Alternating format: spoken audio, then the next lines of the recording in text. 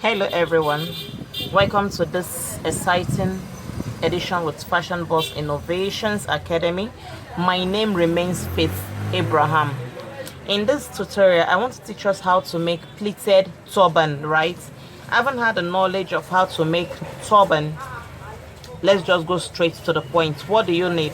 Of course, your usual 22 head circumference, and because of the plates you're going to have here, we are using a stretchy fabric as always, right?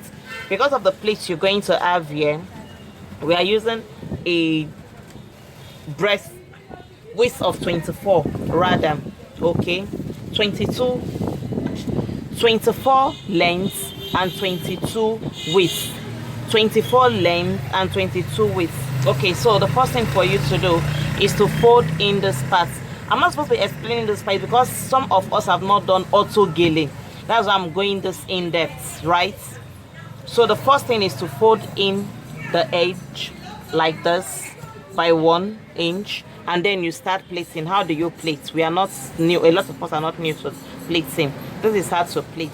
When you plait like this, like we plait our auto gilling, you take it up like this. You make sure that this plait, this one you are taking up, covers this thread. You take it up like this,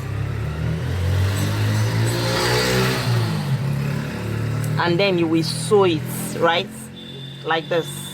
When you bring it up like this, you will sew it. You sew down. You take the next plate. The next plate like this must cover the thread using sewing this one down, right? You take the next plate like this, okay, you sew it down. You take the next one, you pleat until you have the number of pleats you want to stay in front, and until your material becomes, we add 24 until your material here becomes 14 or thereabouts. The way you understand, you keep pleating until your fabric remains 14. I mean the breast,